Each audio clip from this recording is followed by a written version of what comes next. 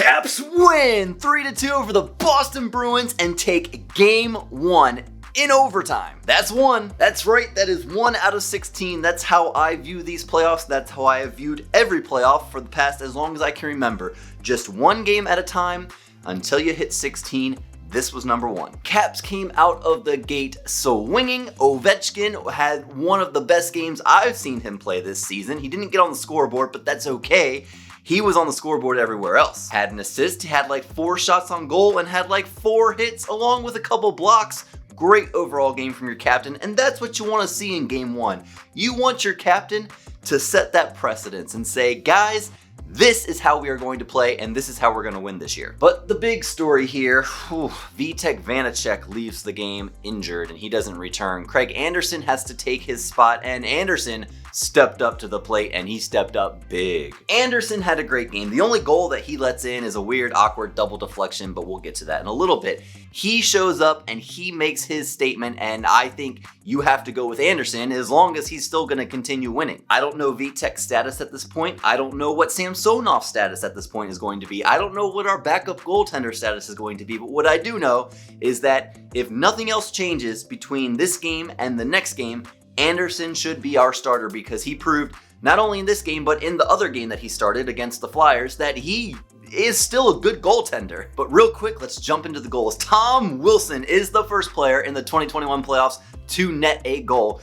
And isn't that just the biggest middle finger to the rest of the league? You had everything that went on with the Rangers and the entire league yelling at Tom Wilson, having Tom Wilson under the microscope, and everyone calling him a goon and wanting him out of the NHL. I mean, I can't tell you how many people I saw online saying that he's not a good player. He's just out there to kill people's careers.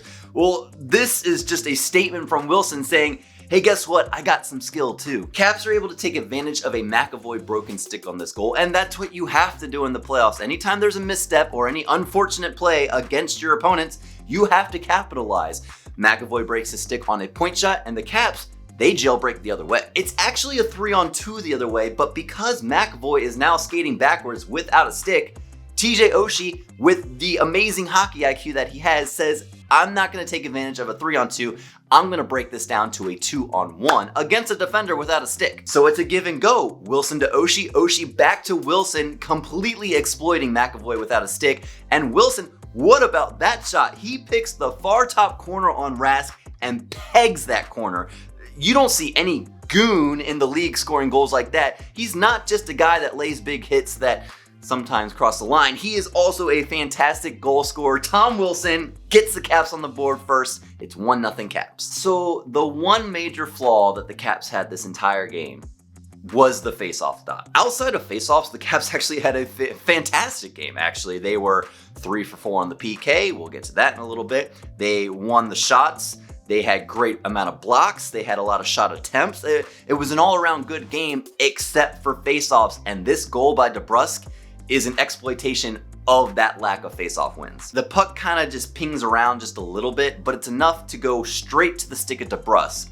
And he uses Jensen as a screen here, and that is a quick shot by DeBrusk. Give him credit. That is a very, very fast, very sneaky snapshot, and because Jensen is being used as a screen there, Vanacek doesn't pick it up until it's too late. He makes a great effort trying to make that save, but in trying to make that save and putting so much effort into stretching across to save it, Vitek ends up injuring himself. He goes out with just over 6 minutes left in the first period. But as we already talked about, Anderson puts on his big boy hat and he steps up to the plate and knocks it out of the park, having a fantastic rest of the game.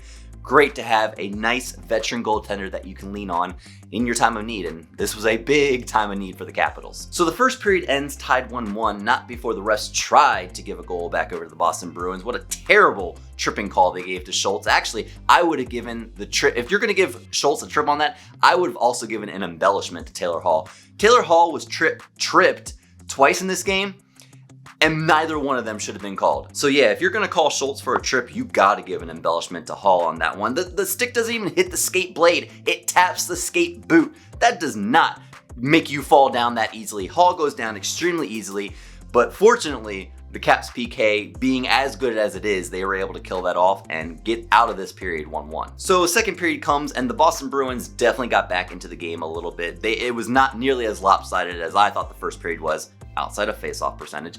But the Boston Bruins in the second period, they put a little more pressure on the Caps. But the Caps are the next team to get on board. Dylan with the point shot. It looks like Ovechkin deflects it, and based off of how he is celebrating, you thought he had deflected it in, but he does not deflect it in. It is his defender, Lauzon, who gets deflected on, and whatever, we'll take those. NBC out here acting all happy that Ovechkin didn't get that goal. They hyped up so much in the next 5 minutes after this goal about how Ovechkin celebrated like he got the goal, even though he didn't get the goal. Whatever, it's your captain and he's happy that your team scored to break a tie game. I would be just as happy as he was whether or not I got the goal. Just add it to the list of issues I have with NBC, but we're not gonna harp on that right now, we're gonna move on. And moving on to a goal that I just have so many issues with. First off, this goal is a direct, indirect result of a blown icing call. Let me explain. Right before all this goes down, Raffl is racing towards an iced puck and clearly beats the defender there. He is clearly the first person to that puck. There should have been no icing called on this, but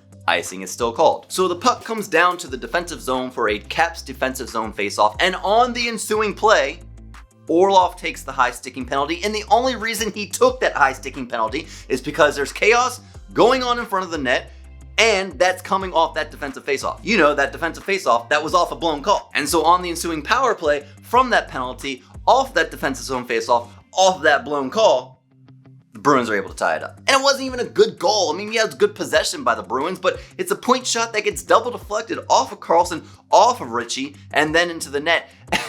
And of course, the NBC commentators are like, great job by Ritchie getting a piece of that puck. He didn't get a piece of that puck. The puck got a piece of him. All he does is stand in front of the net and create a screen, which you should be doing in that situation. He doesn't get anything of the puck. The puck just happens to bounce off him, but whatever. Ritchie gets the goal. It's tied 2-2, and the second period ends there. And at this point in the game, the Caps have slowly started to crawl their way back up in the face-off percentage. It was terrible in the first period, and it gets up to somewhere around, I think it was like 38% face-off wins in this second period, or at the end of the second period.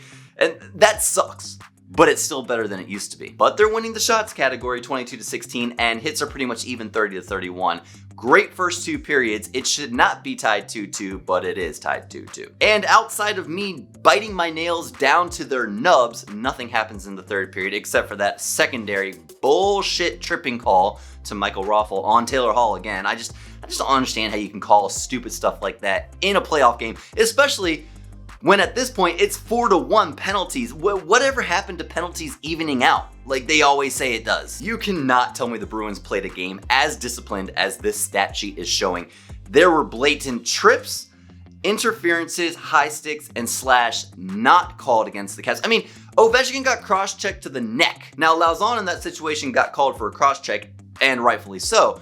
But then when he cross-checks Ovechkin in the neck, you gotta add something to that. Add another 2-minute cross-check, give him a double minor. I would have given him a 5-minute major. 2 minutes initially, but then it gets escalated to 5 minutes, but whatever, it's the Caps, and I guess you just can't call stuff like that. TJ Oshie gets tripped and then has his face practically ripped off. That's not a penalty. And early on in the game, there's a blatant high stick that doesn't get caught. It just, I'm allowed to complain about officiating. I feel licensed to complain about officiating right now because the Caps won.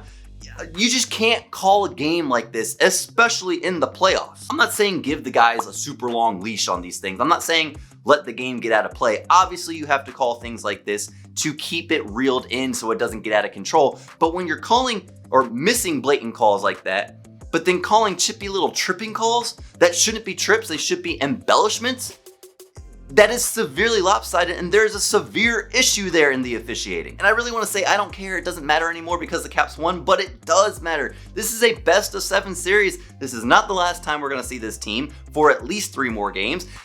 Things like this cannot go uncalled for the next 3 to 7 games. 3 to 6 games. We've already played one. There can't be 7 games. 3 to 6 games. You can't do this anymore. But I don't want to turn this into a rant about officiating because I could go on for 30 minutes to an hour talking about how terrible the officiating was. Let's move on to the overtime goal. This goal is fantastic for a number of reasons, but two big reasons in my book. The first reason is who scores the goal and who he scores the goal with. Earlier in the game, I noticed that Nick Dowd was playing with TJ Oshie and Tom Wilson, and I thought to myself, ooh, that's interesting. Interesting, but like in a good way interesting. Nick Dowd has had a great year. He's had a career year. High goals, I think he got into the double digits in goals, and now he's getting thrown out there with TJ Oshie and Tom Wilson. That is a career goal guy playing with TJ Oshie, great hand-eye coordination and great hockey IQ, with Tom Wilson, who can shoot the puck and has the grit. That's a very, very good, productive line. And boy, did it pay off. Who saw that? You can't look at those lines at the beginning of a game and say, yeah, let's do Oshie, Dowd, and Wilson, and know that this is gonna happen. Nobody before this game thinks about doing this. The fourth line has been insane for us this season. That line of Nick Dowd centering Hathaway and Hagelin, literally from game one, they have been playing together and they have done a great job. So who goes into this game thinking, yeah, let's put Dowd with Oshie and Wilson? Nobody thinks that, but in some awesomely cerebral stroke of fantastic coaching, Peter Laviolette decides to put those three out there, and look what happens. Not only do they create great production in the second and third periods, they score the overtime game-winning goal. And usually it's TJ Oshie who gets the sick deflections in front of the net, but not this time. Wilson carries the puck into the zone cleanly, clear as day onside. I don't even know why they took time to look at it. I guess that was just a last-ditch effort by Boston to try and get that goal back. I don't know. Cleanly onside into the zone, goes back up to Oshie at the point. Oshie has a point shot, and Nick Dowd, wow. That was a great deflection. We all thought it went in clean. We all thought TJ Oshie scores the overtime game-winning goal, which we wouldn't be surprised because it's TJ Oshie. They started playing Country Roads and we're like, yeah! And then you watch the replay and you're like, oh snap, that changed direction. Who's in front? It's Nick Dowd. You don't see that coming. Nobody could have predicted that. You could have put $1,000 down on that and been a millionaire at this point. That's how lopsided the odds would have been on Nick Dowd scoring the overtime game-winning goal. Nick Dowd with a great deflection wins it for the Caps in overtime 3-2. The Caps have taken game one, and ooh, do I have such a good feeling right now. Just go out there and do it again. That's all you can do. Great coaching by Peter Laviolette, great goaltending by Anderson, great work by your captain and all your lines, just everything that you did correctly. Keep doing that, and the one thing that you need to pick it up on is faceoffs. And as long as the Caps can pick up their faceoff percentage, they're gonna end up winning game two. But what do I know? I'm just a fan. Hey, if you like this video, smash that thumbs up button for me. It goes a long way towards helping the channel. And if you enjoyed your time here, consider subscribing to the channel. I'd love to see you come back. And as always, let's go Caps!